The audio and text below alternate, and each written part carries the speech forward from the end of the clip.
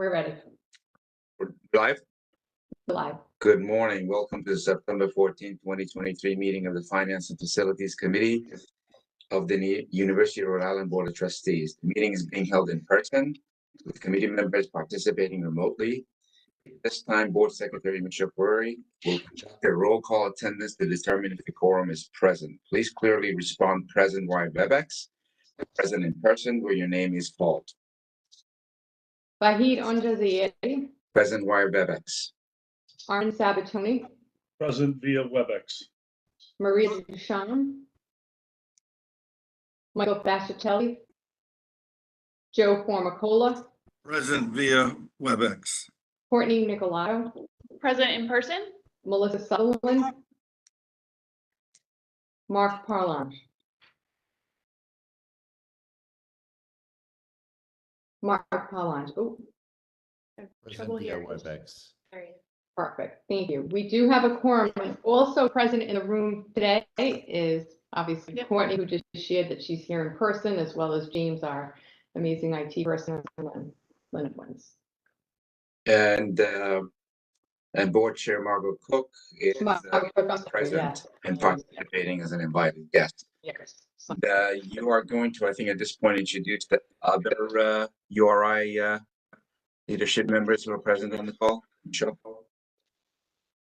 So we have Alyssa Boss, Abby Benson, Carl Calvo, Barbara Wolf, Dan Moose, John Pullman, Lila Rourke, Ryan Carrillo, and Tracy Angel. Thank you. And so the meeting is called to order.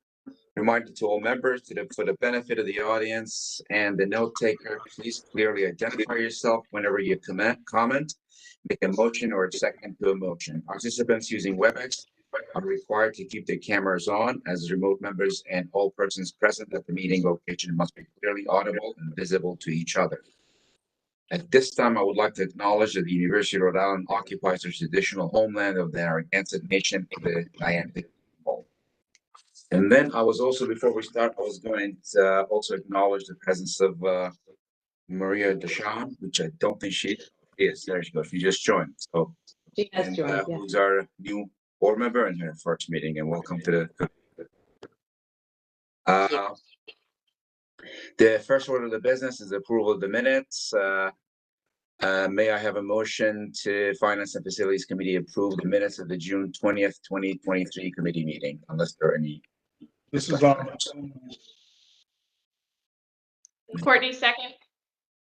Any discussions on the motion? There being no discussion or further, ask for a voice vote. All in favor, please say yes. Yes. Yes. Yes. Opposed? Any abstentions?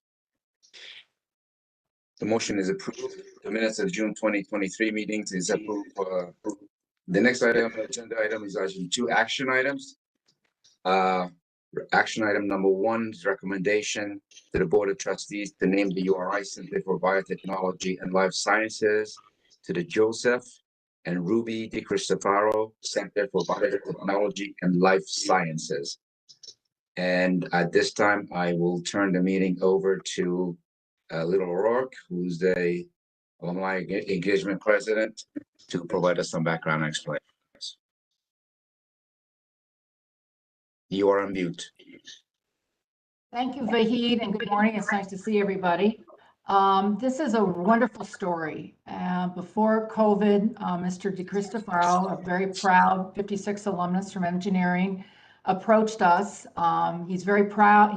He's since deceased, but he was very proud of his Italian heritage and wanted his name, family name, on a building at the URI campus.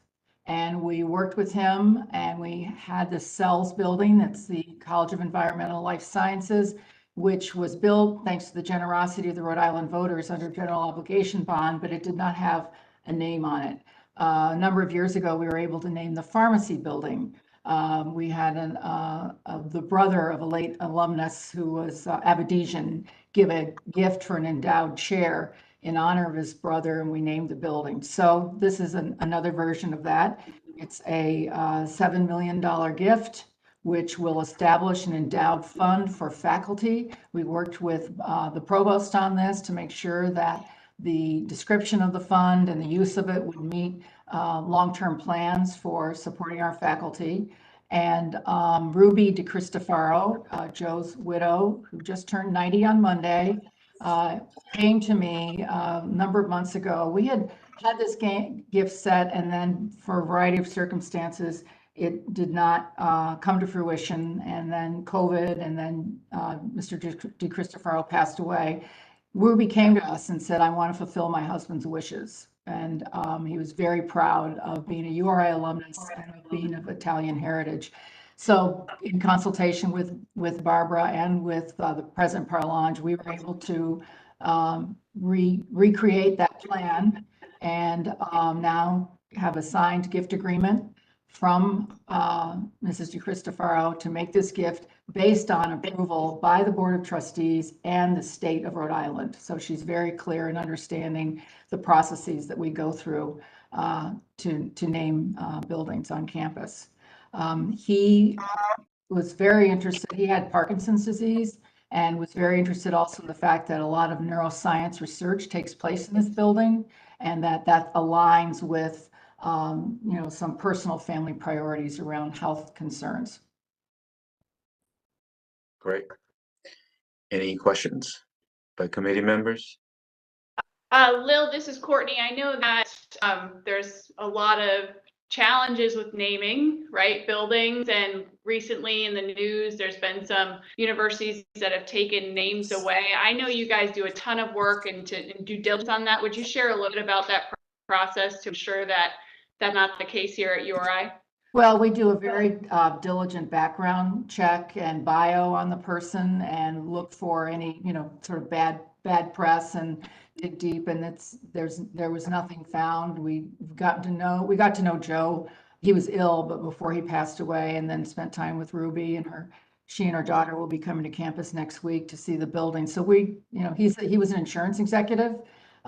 Worldwide insurance executive, highly regarded in his field. Had not had a lot of relationship with URI, and but really was wanting to establish his legacy at his university. Yeah, that's great, Lil. I think I wasn't meaning that just that family in particular, but just know that has been just a communication or something that the universities across the country have been thinking about. So I appreciate the diligence that y'all do. Yep. Well, this is obviously, I'm all for this, and this looks like a substantial gift, but is there any parameters as to amount of money given versus to name buildings?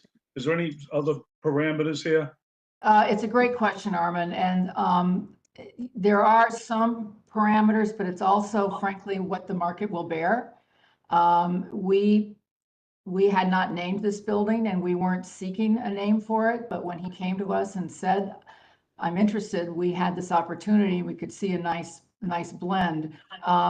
Historically, URI has named buildings for government officials and not for a gift. So the gift, when Dick Beaupre named the chemistry building, that was with a gift.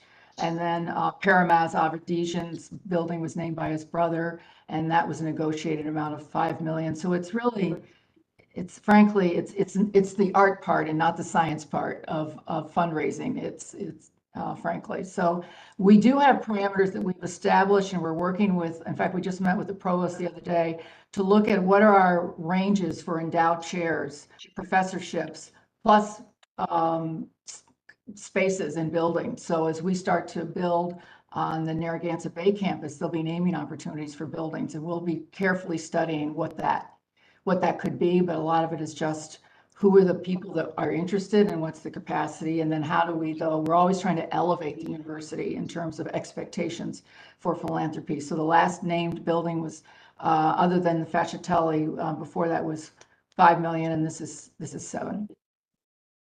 Okay, thank you. If I may, Lil, this also will need to go to the legislature for approval. So Lil, I know you've been working on that. Yes. Yeah. As soon as it's approved by the Board of Trustees, then we've already started the process, and Mark has teed it up for us. with the governor, so he knows this is coming through, and we'll work with our government relations team to go through the steps in January. And this gift is a irrevocable bequest, but Mrs. DeCristofaro intends to start paying towards it as soon as everything is passed. So we'll start to see income, we'll start to build the endowment during her lifetime. Good. Any other questions? There be no questions. May I have a motion to approve by committee the recommendation to the full board of trustees to name the URI Center for Biotechnology and Life Sciences to the Joseph and Ruby DeCristofaro Center for Biotechnology and Life Sciences. This is Joe Formicola, so moved. From Harmon, I'll second it. and they have a voice vote on this. All in favor, please say yes. Yes. Yes. Opposed? Abstentions? The motion passes unanimously. Thank you, Lou. Thank you, everybody. I appreciate it.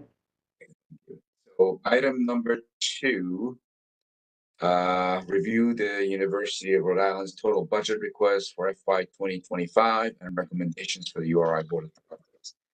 With that, I'll turn it over to Abby Benson, the Interim Vice President of Administration and Finance, and John Pullman, Assistant Vice President of Financial Strategy and Planning. Welcome. Thank you so much. Hello, everyone. Happy to be here today and talk to you about our FY25 request. John is sharing the screen so you can see the slide deck, hopefully. The first thing I wanted to do is just review our FY24 appropriation where we landed. So that's slide 3. This provides a summary of how the legislature finalized our appropriation in FY24. We were really pleased to get an increase in our state appropriation of about 16% over FY23, which was significant, and we're grateful to the governor and the legislature for that funding. We break down our state appropriation request in 4 buckets, which you'll see later as we talk about FY25, an operating shortfall, which we had in 23, also the current service level, additional revenue, and strategic initiatives. So I'll just walk through each of those briefly. In FY23, we had an $11.3 million operating shortfall, which I believe most of you are aware of. We did receive $6.2 million from the FY24 legislature to address that shortfall. The FY24 current service level request, which is essentially our cost of doing business, we requested $24.2 million in FY24, and we received $24.2 million. So we got full support of that request. The FY24 additional revenue is essentially tuition and fees. So we plan for what the additional revenue is coming in for tuition and fees. We had indicated that we expected $17.8 million, and the legislature took that into account in their calculation. And then we asked for $14.3 million in strategic initiatives. That was, they were in 4 buckets: research and economic development, blue economy, revenue generation, and inclusivity. We did receive $1.5 million of our requests specifically related to blue economy. So that's to support faculty and some matching funds for our land grant program. So that's a summary of where we landed in FY24. If we could go to the next slide, we'll talk a little bit. FY24, I want to say, I already mentioned we're grateful for the requests, and it has allowed us to really have some breathing room, we'll say, to indicate how we are going to move forward on our strategic plan. So we did make some investments based on that bump and some reallocations with existing resources in some specific areas that we view are necessary to make progress on our strategic plan. So those include research and economic development, human resources, communications and marketing, additional faculty lines, including the blue economy lines that were allocated by the legislature, IT services, and then some elevated financial and administrative resources in support of the incentive-based budget model, which you'll hear about later today. Next slide, please. Okay, so John Pullman is going to walk us through the FY25 request, but first I wanted to outline a change in process that we're hoping the board will be supportive of, and it's outlined here. So historically, the URI total budget request is submitted to the Board of Trustees and prior governing boards in September for approval in order to submit the budget to the state by September 30th of the year. And historically, we've given you a snapshot of our all funds budget, our total budget, but really honed in on the state appropriation request and the tuition and fees. What we're hoping to do going forward is to still submit our total budget request and bring it to you with an all funds view and talk about our state appropriation request, but defer final approval of tuition and fees until the February meeting. So what we would submit to OMB would be the total budget with an assumption on tuition and fees that would be approved finally in February by the board. There's a few reasons we're interested in doing this. First, it allows the board and URI to make a more informed decision on tuition and fees, because deferring to February, we have more information both about what our peers are doing, because we do exist in a competitive landscape, and also where our enrollment is. So it gives us a chance to look at our fall semester enrollment and have better data to inform what we think we're going to see in the future academic year. It also, by doing it in February, it allows us enough time for our enrollment management team to have tuition and fees finalized to bring in the class, which is really important. And that work starts in March and kind of runs through May. Finally, we approve tuition and fees in September well before our peers. So if you look at New England, several of our peers do it in October, December, April, and then some even in July. So there, it differs based on the state and the university, but by being the first out of the gate to publish our tuition and fees, we don't have as much of an opportunity to see what's happening in the competitive landscape. So what we're hoping today, if you're supportive, is to focus on our state allocation request, which we'll go into great detail on, and also share with you the assumptions on tuition and fees that we are building into the state request, and then come back to the board in February, Finance and Facilities and the board, with both a broader discussion of our all funds budget to begin educating the board more robustly about the other sources of funds beyond state appropriations, and also final recommendations and scenarios on tuition and fee for your approval. So just to add to that, I just want to mention that Abby and I spoke about this a couple of weeks ago about this proposal. He made a lot of sense, so we agreed that we bring it to the full committee to think about. It does make a lot of sense to me for what it is. Thanks. Go ahead. Thank you. Any other questions on that? And I have a loud mower outside my window, so I hope you all can hear me okay. Any other questions on this proposal? Okay, great. So now I'm going to turn it over to AVP John Pullman. He's our I call him new. He's been here 6 months. He's doing an amazing job. He's leading our financial and strategy planning office, and he's going to walk us through the mechanics of our FY25 budget. John? Thanks, Abby. So what you'll see here is a slide that depicts our revenues across all of our funds included in our FY25 state budget submission. And so I'd like to take this opportunity to point out some highlights. So first, the orange slice here are tuition and non-auxiliary fees. It represents URI's largest revenue stream at approximately 40%. As Abby just mentioned, we'll be coming back to this board with a more robust proposal regarding tuition and mandatory fee increases during the February meeting cycle. For now, across the board, tuition and mandatory fee increases, as requested by those respective areas, have been included in the budget you will see today as assumptions, which will be called out in subsequent slides.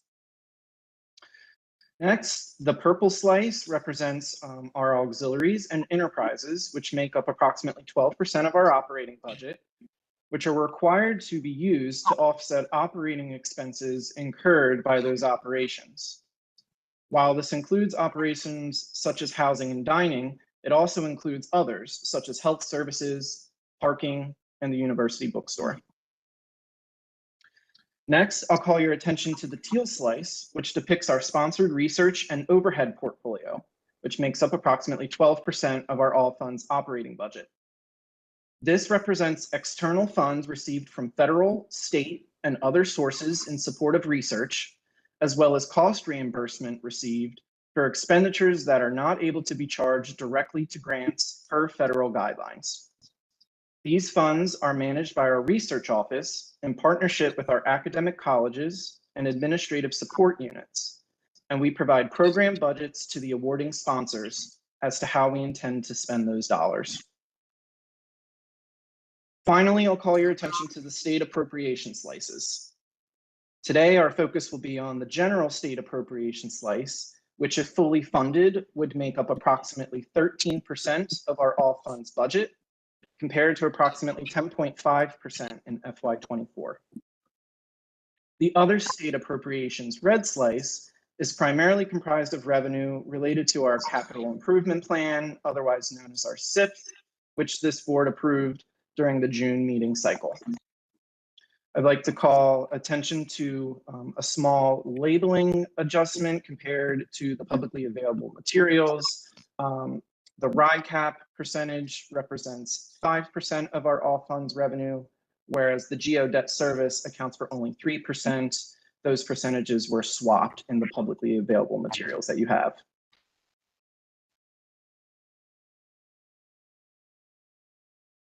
This chart depicts how we intend to spend those revenues in FY25 to produce a balanced budget. First, I'll call your attention to salaries and wages and fringe benefits. Total compensation represents approximately 40% of the institution's all funds operating expenses, which includes all personnel at URI, from staff to faculty to student workers, regardless of funding source. Next, I'll call attention to financial aid. The orange slice, labeled as internal, represents URI's investment in providing assistance to our students from unrestricted sources in the form of both financial aid as well as graduate assistantships and fellowships for our graduate students. You will notice for financial aid external, that teal slice, this 11% is the same amount as depicted in the previous slide. It represents not only Pell Grants, but also federal Ford direct and parent loan programs, as well as federal work study programs. What we receive from the federal government is given right back out in the form of financial aid to our students. Finally, I'll call your attention to the purple slice, which represents our operating expenses of approximately 20% of our all funds budget. Some examples of items included in this category include program supplies, computer software and equipment, institutional dues and memberships, building and road repairs, and telephone services. So John, what's in capital expenses if the road repairs and building stuff is in the operating expense? So this is in direct relationship to our RICAP ask. So this is really for those specific projects as outlined in the SIP. Any other questions on either of these two slides before I move on? Yeah, this is the GEO debt service, 3% of the total. Yes. Is that, is that a norm or is that unreasonably low? At that 3% based on the operation? Are you asking in comparison to other institutions of higher ed, Armand, or for URI? Yeah, and on general obligation bonds, we've got, I don't know, it seems pretty low, that 3%. But tell me it's not. Well, I think, again, this goes to Abby's point. I think that we're used to seeing this in the context of just the smaller slice of the unrestricted budget. And so within that context, it represents a greater portion. Really, the intention today was to shed some light on some of our other sources of revenue. And so across the $1 billion all funds budget, it therefore, the proportion that it represents is much smaller than what you would be used to seeing. This slide isn't revenue, this slide is expenses. Well, let me ask you a different way. 3%, are we tapped out at 3%? We handle any other debt or we can't? I'm going to defer to Abby on that question. Yeah, so I just want to point out, Armin, if John, if you can go back to the slide you were on, the expenses slide. So there's actually two wedges. The GEO debt service is the general obligation bond that's funded through the state. So that shows up in our budget, even though it's not something that we're funding. The debt service, the 3% is really the revenue bond funds, the bonds that we're actually issuing ourselves. So I think it's important to note that there are two different slices there. And I think Just stop there. The bonds that we issue ourselves, what do we call those? The general obligation bonds come from the can you state. ask that question again? Yeah, the general obligation bonds come from the state, but we carry that figure. Our own bonds, what do we call our own bonds? Revenue bonds. Okay, is that listed in this pie chart? Yeah, so there are revenue bonds and E&G bonds, and they're all included in this pie chart. So this is an all funds view. And the reason we wanted to share it with you is we haven't actually historically given you the whole pie. So we're trying to give you a little. No, it's good. It's good. That's why I'm asking the question. It's the first time I saw this chart. Yeah. All right, because you're giving it to us the first time, but So the other debt service of 3%, does that include our own bonds? Where you get the pie that's going here into the black, the debt service of 3% also, is that our own bonds? Correct. So that's E&G and revenue that are our own bonds. And then the geo debt service is the general obligation bonds that we request through the state. And I will say another part of our aim to do a little more educating is actually to bring to you all kind of an update on our bond situation and our debt service capacity. And we haven't really done that historically. So we're aiming to do that. I don't have an exact timeline, but probably November or February, just to focus on this topic, because I don't think we've spent enough time on it historically with the board. So looking forward to having further discussion with you on all of that. It's relevant to a lot of the capital investments that we're hoping to make. So. All right, thanks. So I mean, this whole chart, the two charts, the revenue and they could have just basically, you could have just not shown the geo debt service because it comes and goes. Perhaps, correct? Correct. And I think historically we haven't really shown it because it's in and out. Yeah. Postcard. Okay, I'm going to move on to the next slide, hearing no further questions. So this slide outlines our enrollment and tuition assumptions. So starting with the top left table, this represents what we are planning with respect to undergraduate enrollment. And we are expecting undergraduate enrollment to essentially hold flat compared to FY24 budgeted levels. We're assuming an incoming class of 3,235 for fall 2024, which is a drop of 20 compared to fall 2023 levels. We're anticipating an in-state drop of approximately 50 students due to Hope Scholarship impacts, and we are looking to partially offset that through an increase of out-of-state students. URI looks to offset the rest of that with improved persistence rates through targeted student retention efforts, resulting in a continuing student improvement compared to fall 2023 targeted levels. All of that in total keeps us approximately flat to FY24 budgeted levels, and we will continue to monitor how fall 2023 actual enrollments compare to these targets and may tweak enrollment assumptions accordingly in advance of final Board of Trustee approval in February. Next, the table at the top right outlines our forecasted graduate enrollments.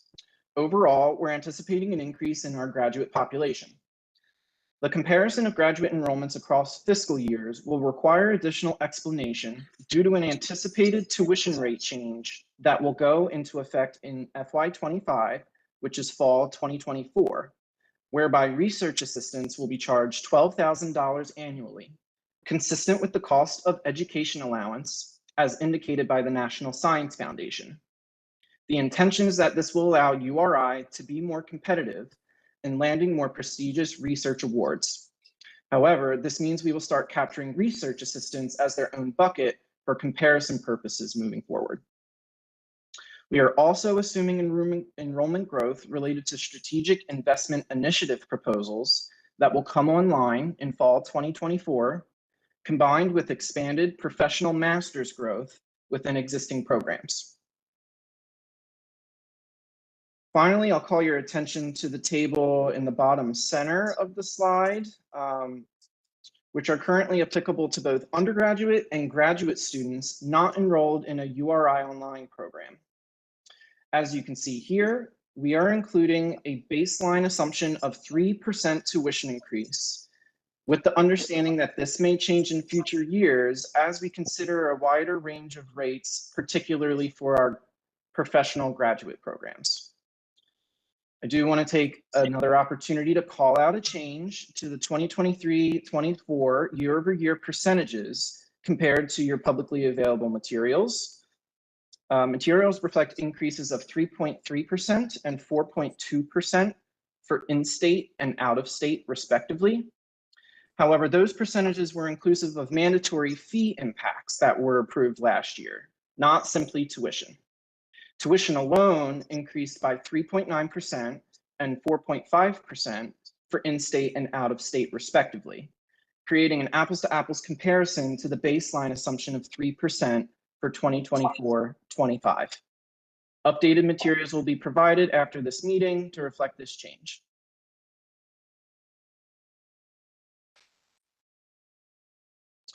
This slide outlines assumptions regarding mandatory fees paid by undergraduate students per semester. The Fascitelli Fitness and Wellness Center is requesting a $5 increase to help offset increased costs related to equipment replacement. This fee increase, or this fee of $55 per semester, still positions us significantly less than our peers. The Memorial Union is requesting a 2% fee increase for FY25 based on significant capital improvements needed given the delayed renovation project in FY24 that has the potential to extend into FY25. This results in a total mandatory fee increase of less than 1% year over year. The total per semester subtotal should be doubled to calculate annual mandatory fee amounts. Again, these mandatory fees will be voted on for final approval during the February meeting cycle.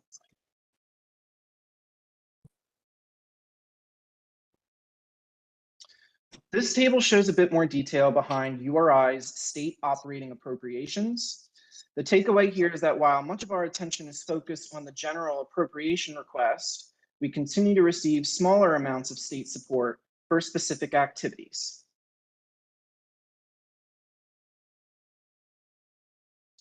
This table provides an overview of URI's FY25 state appropriation request compared to both FY23 and FY24 enacted levels. As Abby mentioned earlier, we are thankful to the state of Rhode Island for the appropriation increase we received of $14.1 million from FY23 to FY24. For FY25, our request can be thought of in the same four categories described here. URI's operating shortfall has been reduced in FY25 as a result of cost-saving measures URI has implemented throughout FY24. The current service level bucket can be thought of as contractual increases or cost of doing business items. Our next slide will provide more detail around what makes up this bucket. Again, as Abby mentioned, the additional revenue line is primarily tuition and fee increases. As noted previously, we're including a baseline 3% across the board tuition increase assumption, pending final approval in February. And again, this is compared to 3.9% tuition increase for in-state students and a 4.5% tuition increase for out-of-state students that went into effect in FY24. Finally, our strategic initiative request of $14.3 million will allow URI to deliver on the bold vision as outlined in our recently completed Focus URI strategic plan. A subsequent slide will provide further details.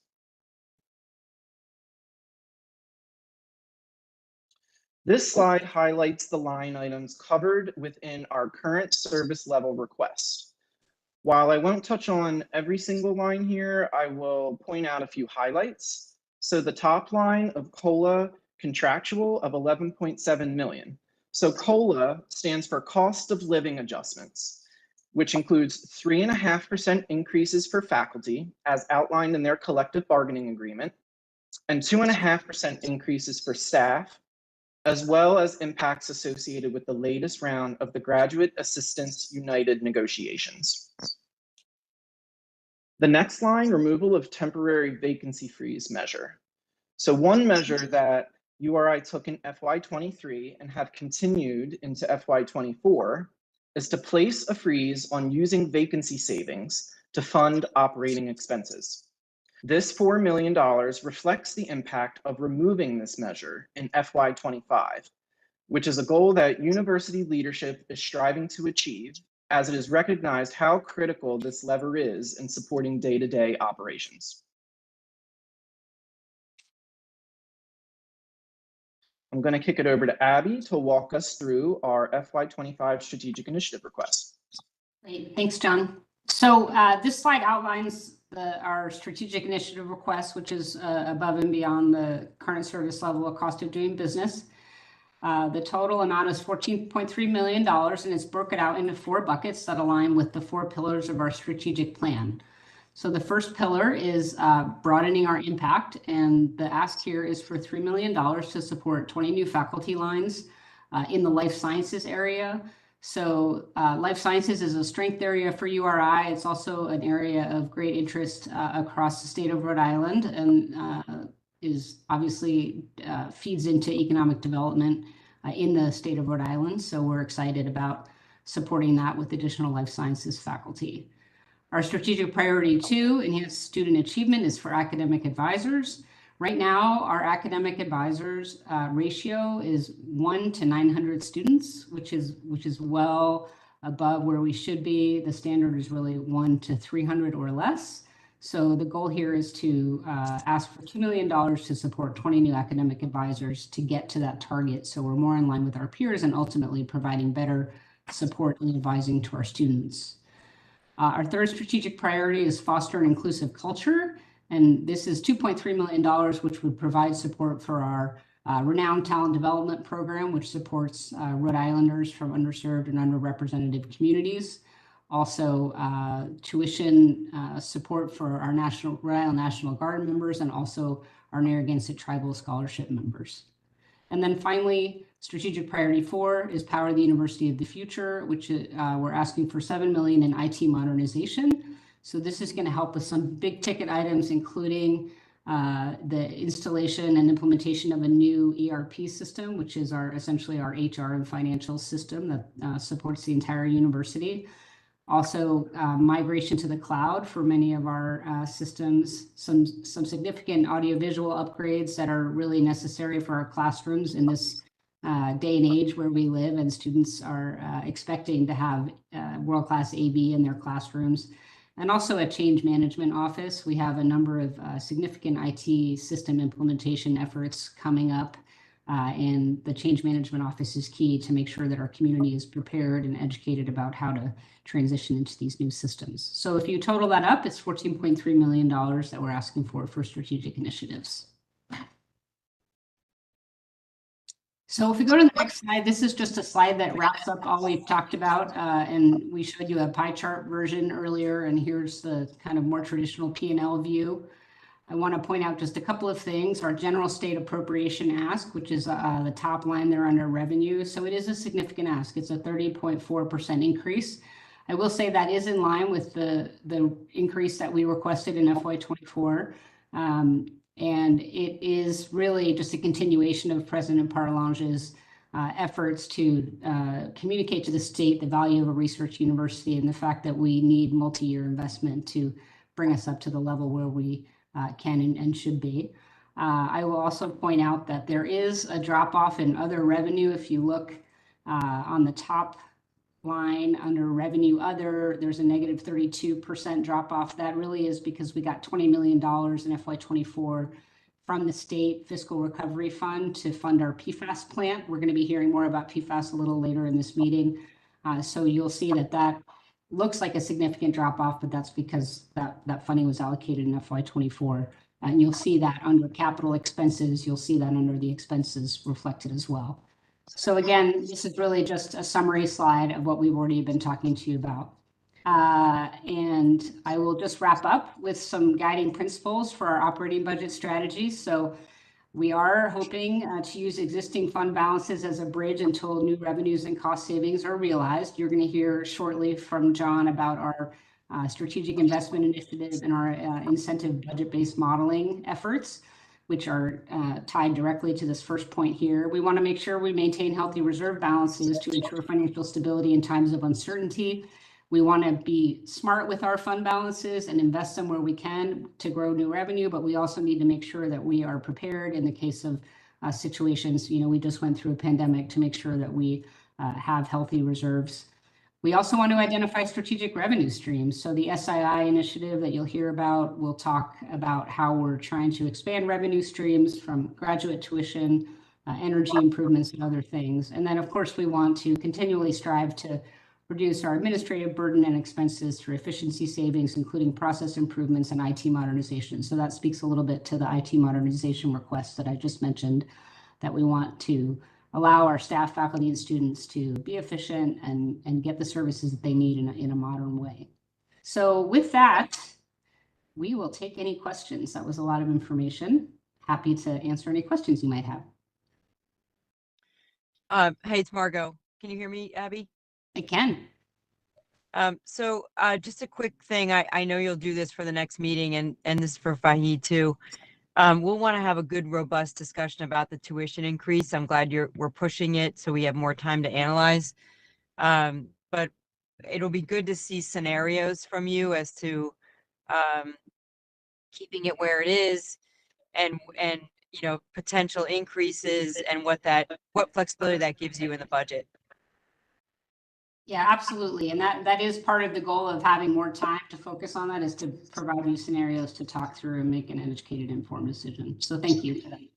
I mean, and the other thing, I was just based on that same line, I was gonna ask to have the state request, and in all likelihood, we're not gonna get the $32 million more that you're gonna asking for, right? And you want to maintain a balanced budget. Maybe that's the question as much for Mark too. What is the scenario you look at if you got basis, you got half of what you asked for, right? Where is the savings going to come from to be able to, what are you not going to do? And I ask John to take down the slides, please, so we could see everybody. Yeah, thanks. Yes. does that make sense, Mark? The question? Well, it does, Vahid. So as Abby explained, it's very similar to our request that we put up last year.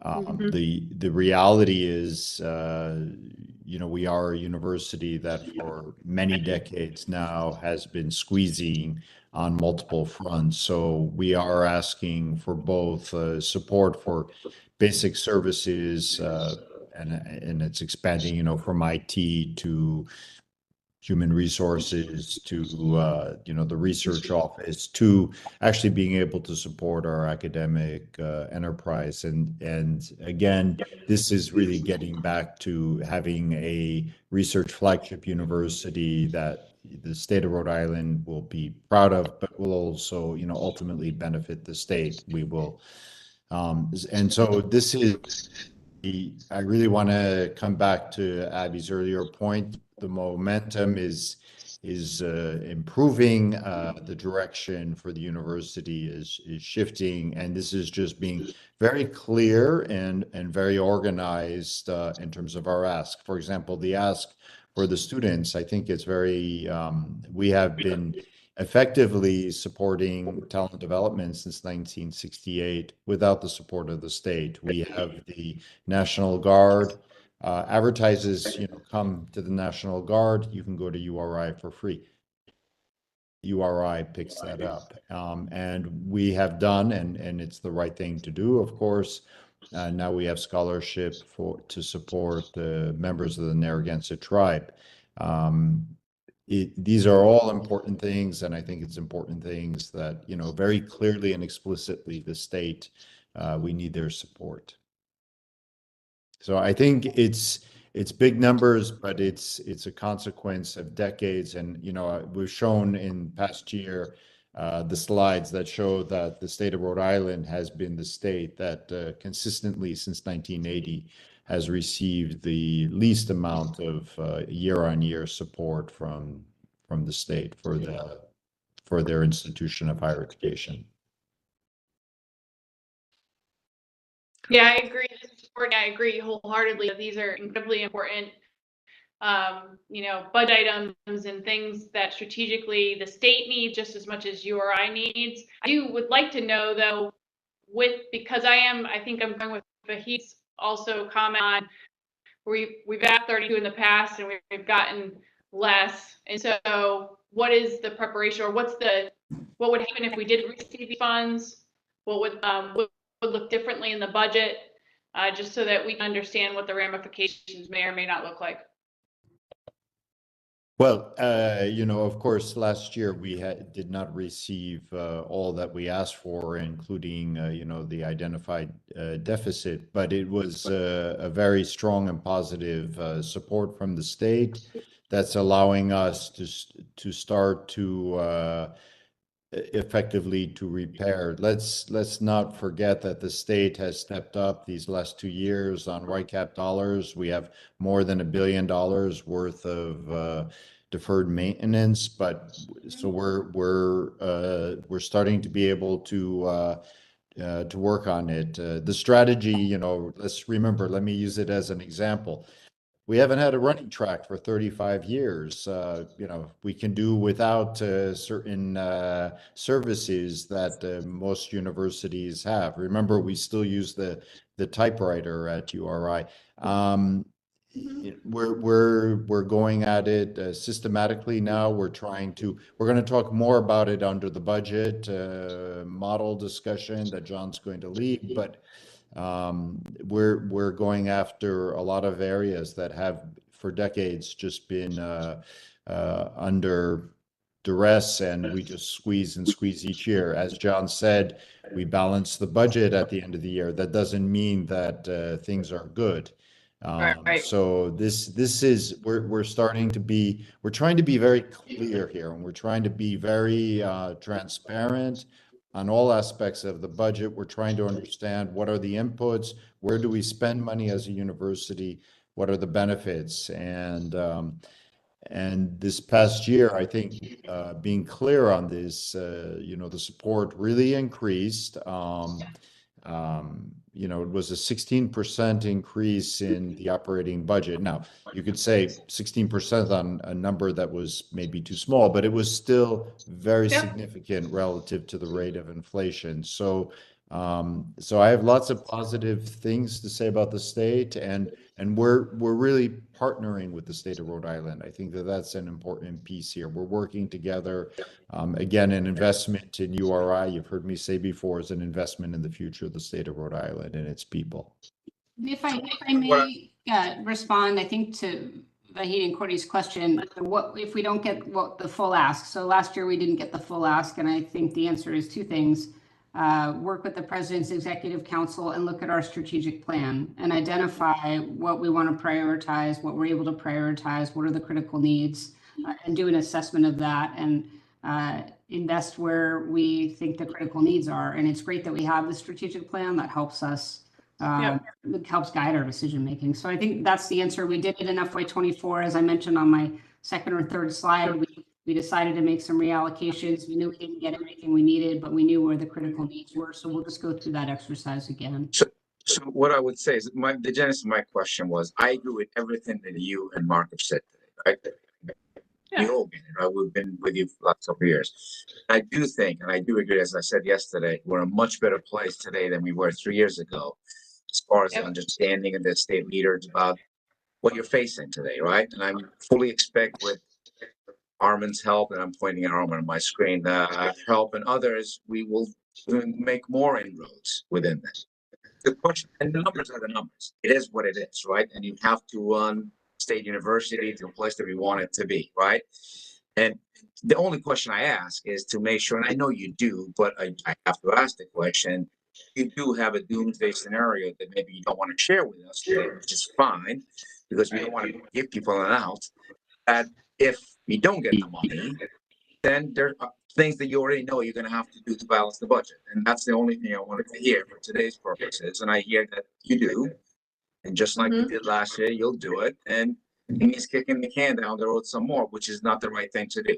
And I think it's part of what we've done in the past, Mark. I think it'd be really good, and I think you'll get that asked in the board meeting too, is as we all go out there and make an argument to legislator, is to be able to tell them these are the items that you are ignoring again and again and again.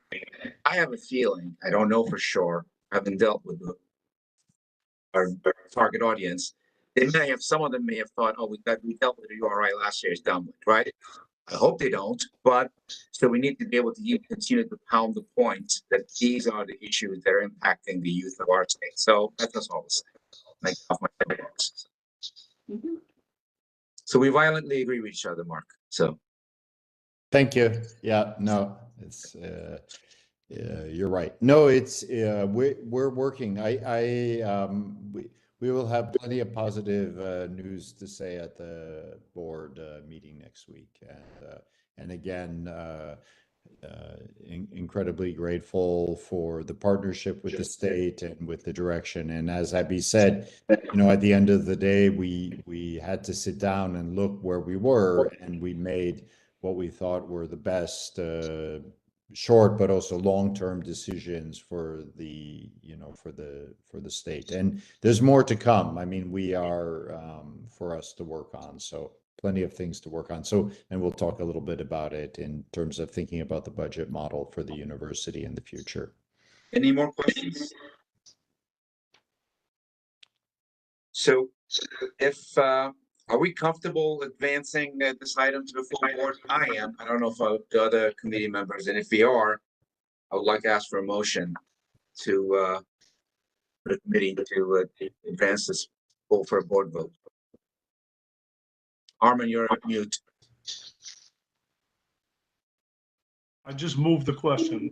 Yes, move the budget request. You have a second? Joe Formicola, second. All in favor?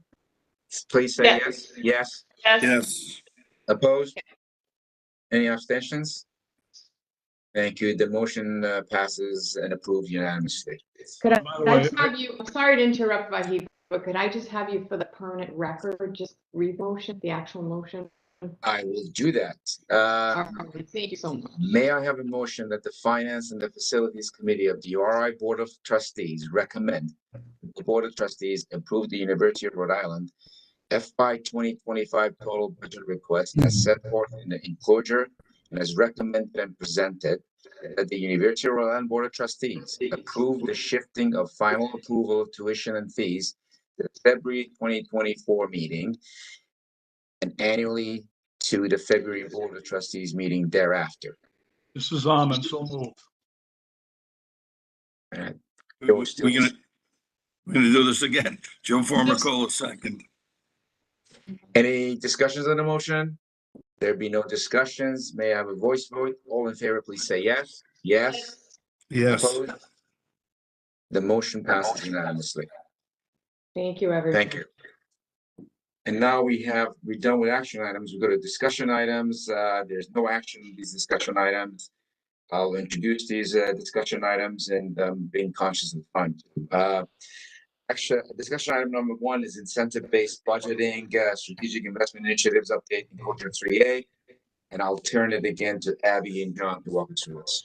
Great, thanks. So we do have a very brief update on the Strategic Investment Initiative and incentive-based budgeting initiative, but I wanted to allow President Parlange, I think you wanted to share some framing remarks on especially the IBB before we give the update. So I'll turn it over to him. Yeah, thanks, Abby and Vahid. So you've heard me talking about this before, but maybe I think it's important with this committee just to say that our existing budget model process is basically unclear at the University of Rhode Island. It's very much based on an incremental model. It's also very clear that incentives for different kinds of activities, for example, our honors program or new academic programs, are not clear that they're necessarily aligned with the budget. If you look at our colleges and our schools, you know, the deans are a priori not clear on what kind of program choices will change their budget picture. And if we go back in time and look at, small incremental budget decisions, we're effectively clogging the strategy setting process at the university. So we want to have some kind of mechanism, to balance, the service aspects that I spoke about just before with other key investments, which are especially, around new faculty lines, startups, and graduate student research support. So trade-offs in terms of where we would invest were not clear. So we want to be able to have the budget more clearly linked to programs and deliverables, if you will, and results by academic units. We want to be transparent. We want to be able to consult more clearly. We also want to be able to recognize academic success and recognize the importance of strong service support and facility services. We want to, it comes back to the strategic plan. We want to be able to have financial decisions, and this is really your question, Vahid, into making decisions even at very local levels, at, say, departments, to align with URI goals. And ultimately, we want to be predictable. It's extremely hard as an academic unit leader at URI to really to plan for the future. So we want, from provost and deans and department chairs, to be able to plan. And ultimately, and this gets back to talking about the future, we want the university and all of its components to be financially healthy. So there's really sort of three aspects that I would just want to leave in framing here. The first is we want a high degree of transparency. We want all units of the university administration and governance to have a clear understanding of our revenues and our expenses. We're not there yet today. We want to be able to introduce incentives to strengthen the financial health of the university by increasing revenues and reducing expenses, and obviously being more efficient. John is going to talk about the first step towards that in terms of the strategic initiatives where we're going.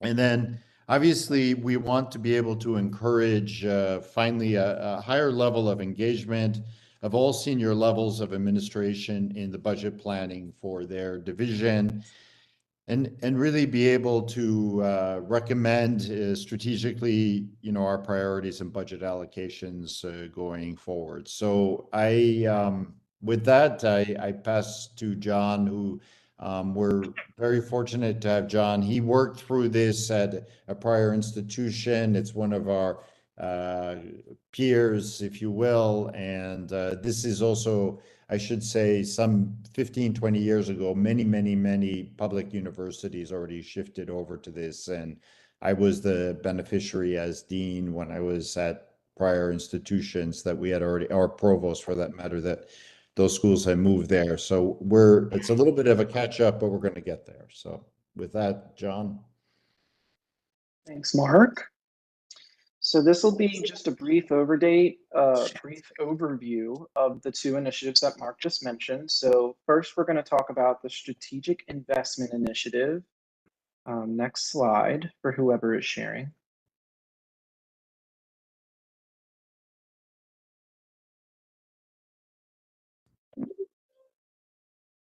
Thank you. So really the intention behind this Strategic Investment Initiative, as Mark just mentioned, this is really a precursor to the IBB effort, right? So actually go back one slide, please. Thanks. So this was really a call for proposals, so to speak, from a team effort through the Office of the Provost, the Office of the President, and the Office of the VP for Admin and Finance, where we received, I'll share my screen. Oh, it's okay.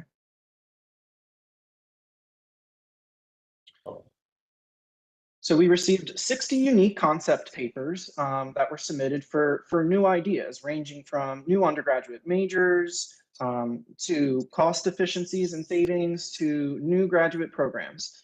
And so this is really just an update. We invested approximately $3 million of institutional fund balance in support of 28 unique projects. So not insignificant, but this could really be thought of as seed funding, more or less. And so I want to make sure it's clear that this is not a blank check. So it's been made very clear to each of our project sponsors that there will be oversight measures in place in which they will be held responsible and accountable for outcomes and reporting out on how they're tracking towards the forecasted enrollments that were submitted with their business cases. So in terms of the anticipated impact as submitted through those business cases, we're anticipating approximately 280 to 330 net new enrollments by FY25, with the potential for this to grow to be, anywhere from 750 to 900 net new enrollments by FY28. So again, certainly not insignificant. Other forecasted savings through strategic redeployment of financial aid, operational efficiencies through automation and use of technology, reduced energy costs, as Abby mentioned, and improved compliance. I would say this last bullet is probably the most important takeaway here. As Provost Wolf and I engaged with just about every sponsor who put a concept paper forward, it was very clear just how excited and invigorated our department chairs, our deans, and our faculty in particular were about this initiative. And so this is really something that we want to capitalize on and sustain as we get deeper into our incentive-based budget modeling efforts. And if I may, John, I just want to add, I think, we talked about the strategic initiative asks for the state, and this is really our internal strategic initiative.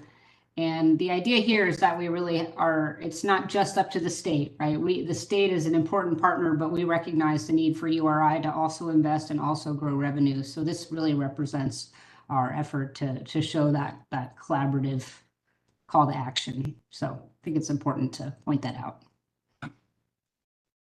Great, thanks, Abby. So that's a good segue into our last slide, which is an incentive-based budget model update. That is what the IBB acronym represents, incentive-based budgeting.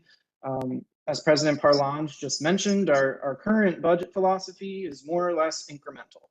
So your budget from last year internally carries forward to the next with some pluses and minuses. I think we recognize as an institution that there is a more strategic way to allocate resources to incentivize the types of behaviors that are more in direct alignment with the themes as outlined in our recently completed strategic plan. So really, this is just to provide an update. So we do have three unique committees that are established, an executive, a steering, and a design committee with a corresponding charge for each. My team is currently working on a website that will be publicly facing that will include the rosters of each of those committees as well as the committee charges. Again, to Mark's point, to make sure that we're being as transparent as possible throughout the process. Our intention is that these committees will begin their work very soon, in the next week or two, with the target of having a preliminary model in place by FY25. And so this last bullet is really just a very high level timeline of what we're envisioning as of today. So throughout FY24, the committees will continue to meet and deliberate and ultimately develop recommendations and ultimately build a draft or a straw man model based on those recommendations. Hopefully that work is complete by spring of FY24 so that we are equipped and prepared for FY25 to be a held harmless year. Essentially what we mean by that is, if there's any shortfalls that a particular college or unit experiences, we're not going to be asking that particular college or unit to come up with a solution in terms of their own unit's fund balance to support that. So it can be thought of as a parallel process, right, where we start to think about the flow of resources in an IBB-like way. And then by FY26, hopefully we work through all of the kinks, iron out and flush out all the details that surface throughout FY25, and we're prepared to have a fully live model in time for FY26.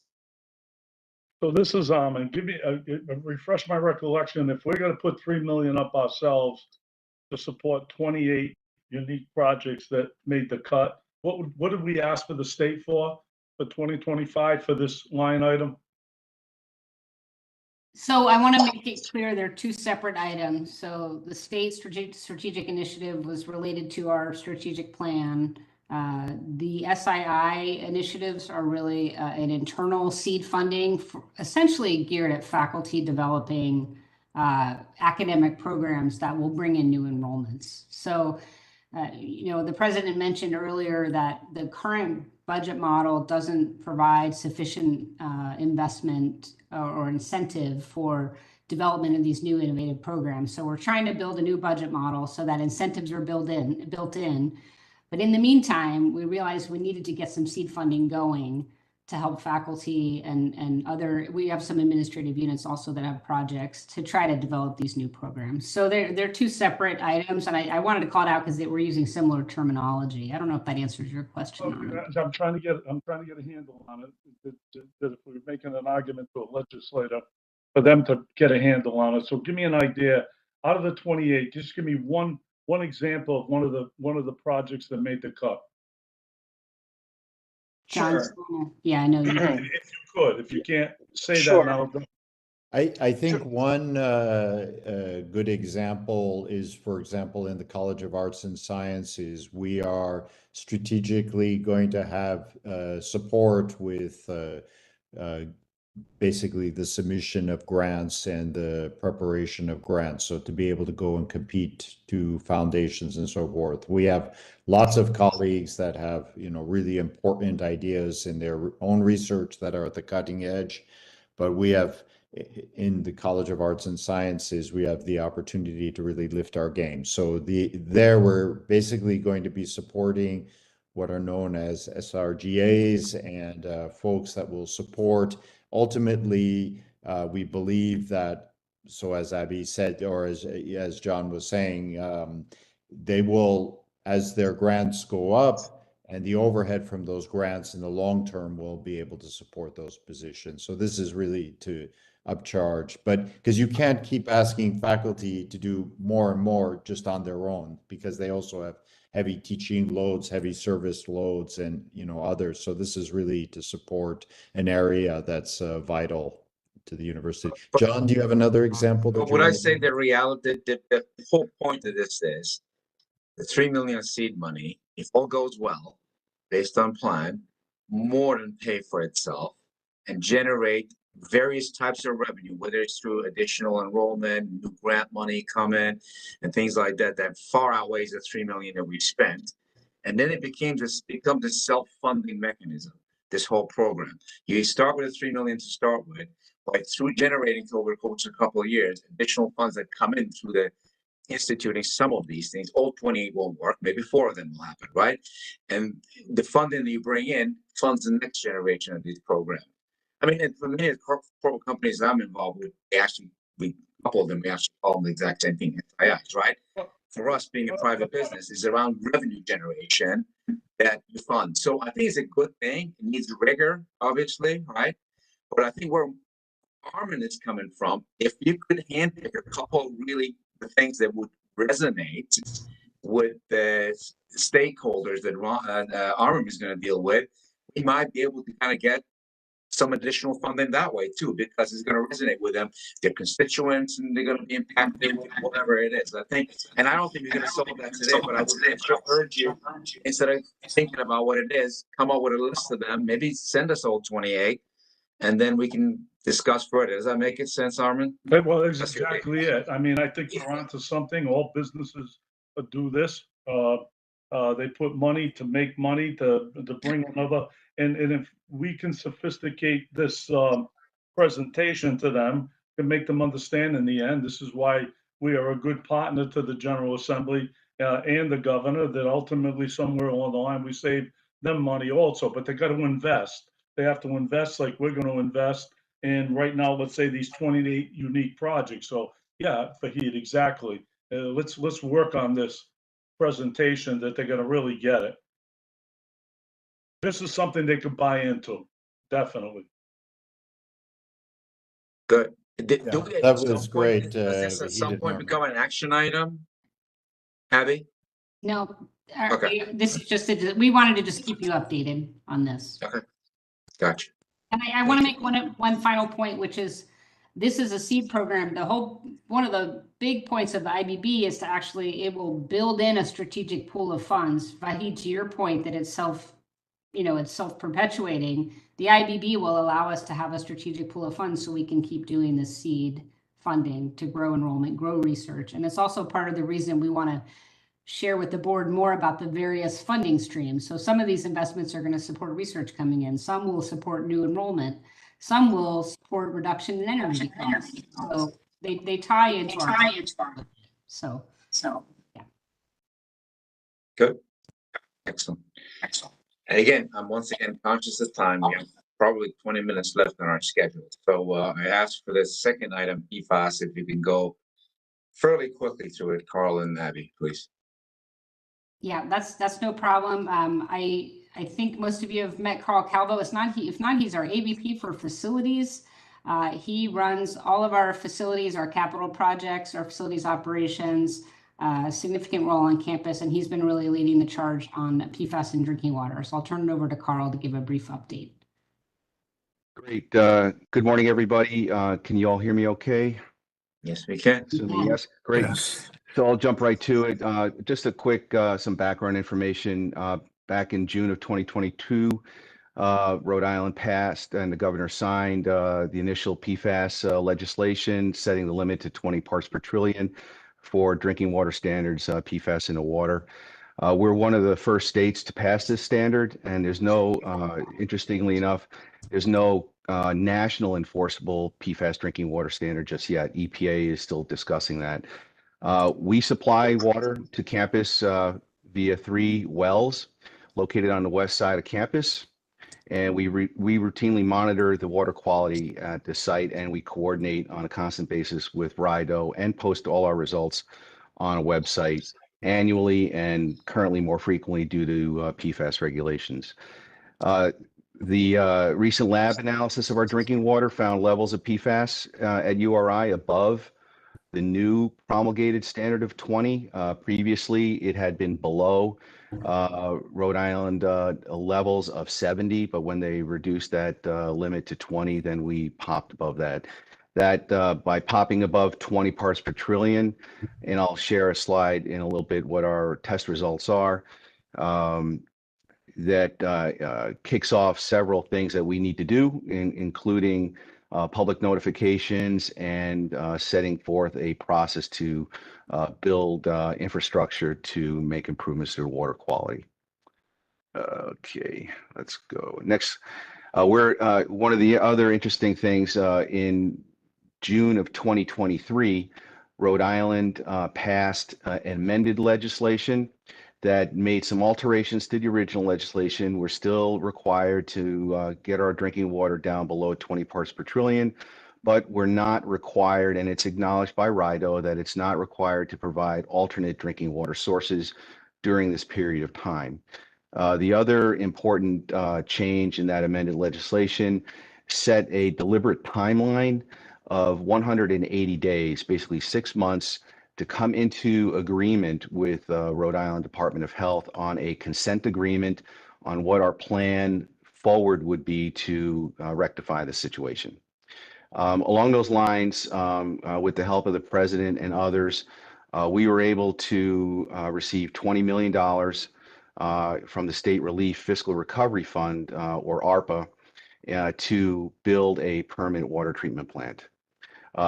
The deadline to get into a consent agreement with RIDO is, per the exceedance letter that we received a few weeks ago, is February 5th of 2024. We're well into that process, and I don't see any problem reaching that goal. I want to share the test results. When we first shared in early July, Of our 3 wells, one of those wells are below 20, so it's registered publicly as NA. The other 2 are at 39 parts per trillion, well number 2, and then well number 4 is at 43. We report to the state because we blend all 3 wells. We blend the water supply to campus, and so that blended test is what's recognized by RIDO, and it's at 29 parts per trillion currently. So we're just barely over that threshold, but nonetheless over the threshold. Carl, this is Armin. Is all the wells the same size, or one's larger than the other? They are all the same size.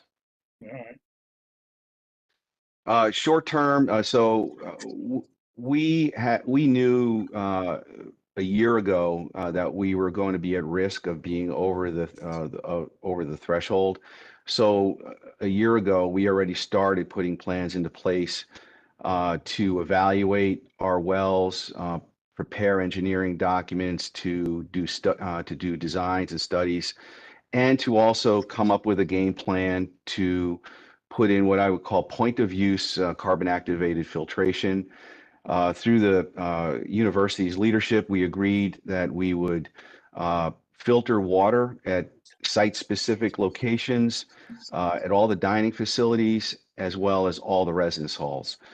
This work was started back in April, and it's recently completed. So all the dining facilities are now have carbon activated filtration for food service, as well as water bottle filling stations that have carbon activated filtration for drinking water at one water bottle filling station in each residence hall. That's our immediate response. We're also looking into, and we have some plans in place to install water bottle filtration at Swan Hall, Chafee Hall, and the Memorial Union. Not the Union, I apologize, the Welcome Center. These sites were selected because of their high traffic volume. They're basically the highest traffic volume locations on campus. And we pre-ordered, a lot of this equipment is long lead, so we pre-ordered extra materials. And so we're in a position to do these 3 extra sites on campus, which is what we're doing. Our intermediate response is what I call the temporary wellhead filtration system. It's a smaller version of what the permanent plant will look like. It's single stage, large granulated activated carbon filtration. It only removes PFAS. We received approval from the state on April 21st of 23 to proceed with a design build approach with a designated contractor, Woodard & Kern, who is partnered with Hart Engineering. The ROM estimate for the temporary plant, which is funded through our utility bond, is $4 to $4.5 million. Some of the challenges that we're working through, and none of them are showstoppers at this point. We're just working with state purchasing, state legal, making sure our contract documents are aligned with necessary insurance levels and such. And then, of course, the biggest lead items are the pressure vessels that hold the granulated activated carbon. They're fairly significant in size and need to be fabricated. We're nearing completion of that negotiation with Woodard & Kern. They're just this week are finishing negotiations on the terms and conditions of the contract. The basic technical part of that contract's been negotiated.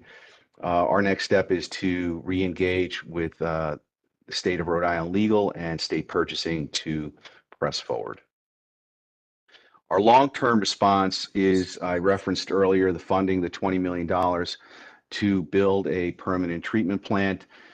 The permanent treatment plant is directly linked to our eventual consent order or consent agreement with RIDO. This is what RIDO will recognize when they see our tests for PFAS results coming out of the spigot, if you will, once the permanent plant is put into place. We're making very good progress on this. This requires the money for this project requires significant steps in finalizing the disbursement of funds. The funds through the ARPA process are not lump sum. They are based on cash flow requirements for the project. So we've been negotiating with the state on our project plan. And just this week, as a matter of fact, yesterday, we passed a preliminary approval with the state. They are having internal discussions to proceed, hopefully with final approval. That process within the state takes 3 to 4 weeks. In the meantime, we are proceeding with 10% design build bridging documents that's required for the design build project. And we're going at risk with those bridging documents because we know we need to do them anyway.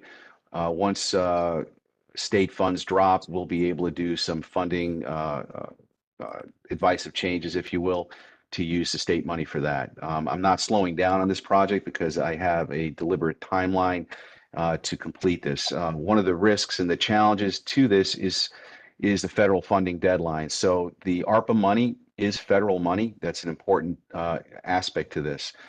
The feds require contract obligation, which means signing of the contract for the permanent treatment plant no later than December of 2024. Because of that deadline, the state has its own deadline of 2 to 3 months in advance of that. So I really have to have a contract in place by the end of September of 2024. We're proceeding along those lines. Yes. If you don't mind, just because I know we're really running out of time, and I think Sure. the committee has a lot of this material. So I think the bottom line is we are working forward. We're grateful for the federal funding. We've got a planned delivery of a treatment plant in January 2027. We have communicated to our community as per the requirement for RIDO about the drinking water on campus.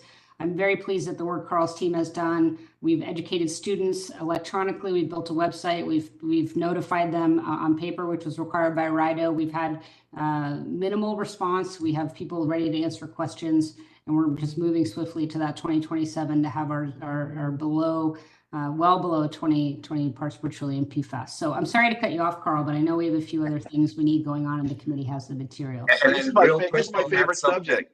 Yeah, that's something that Armin and I have spoken to about also. And I know there were a couple of discussions in the past with the infrastructure bank.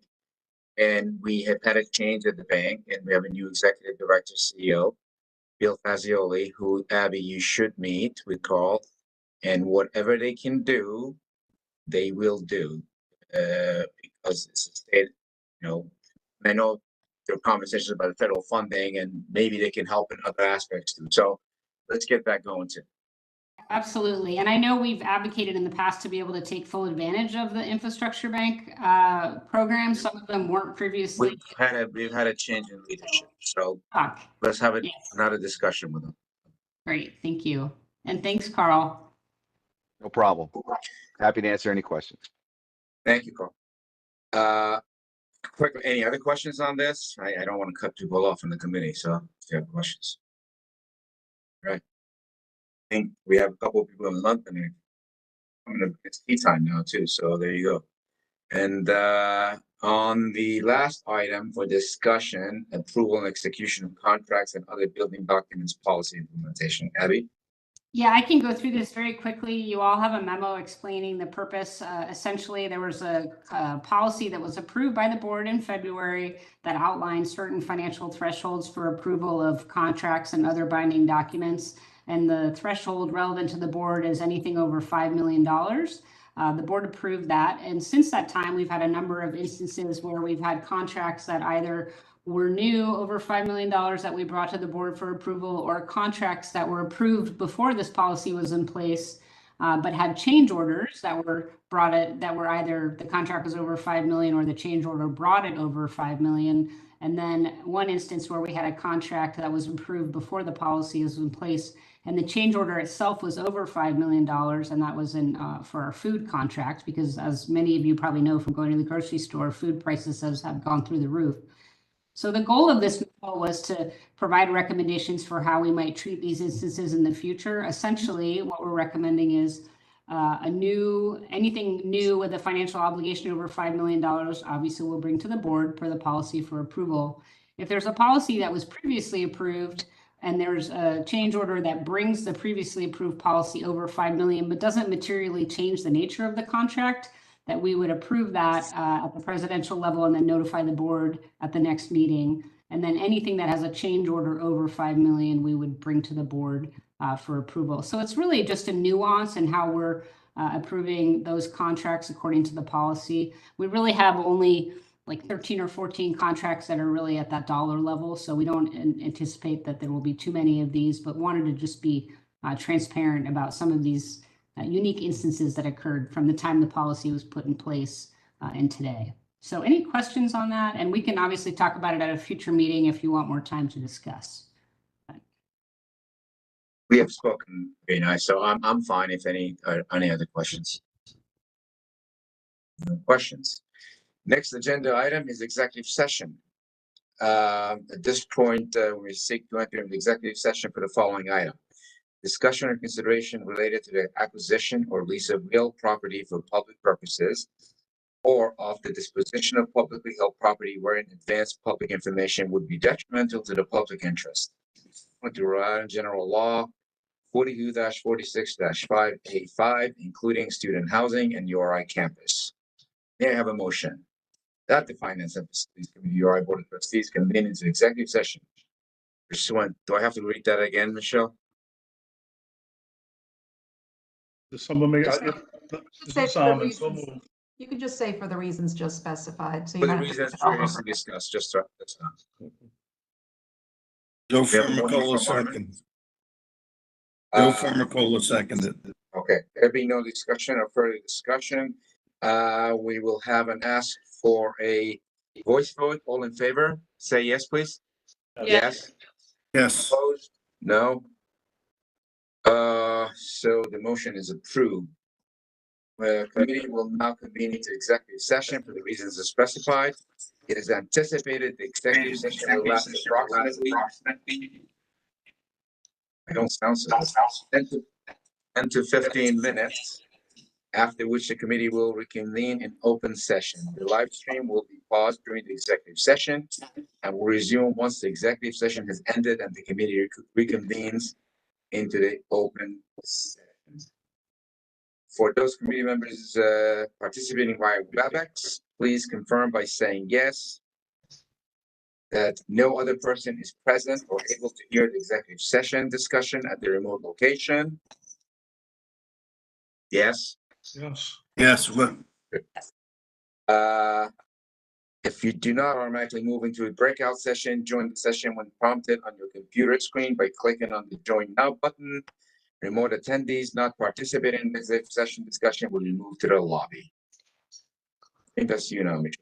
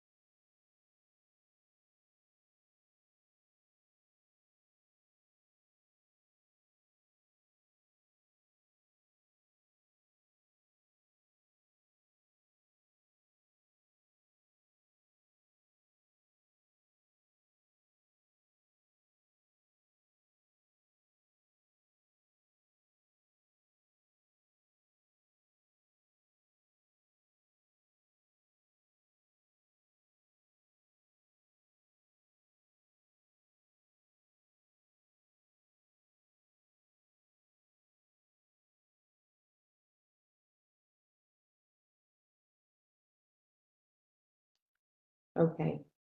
We're live.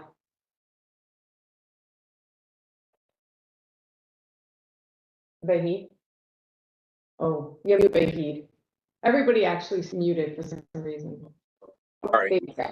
Oh, no worries. The Okay. Finance and Facilities Committee of the URI Board of Trustees is now convened into open session. The first order of business is open session is motion to seal the executive session minutes.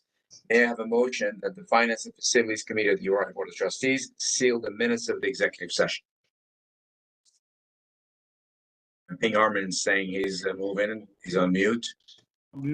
So moved. Almond.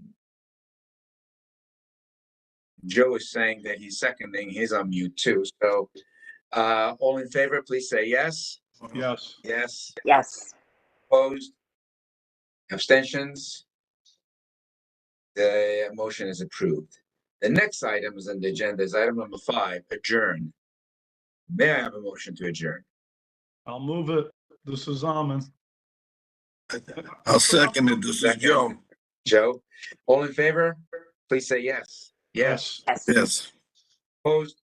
Abstention? We are adjourned. Thank you very much, everybody. Good job. Thank you, everybody. Thank you, everyone. Have a great day. Staff too. Bye.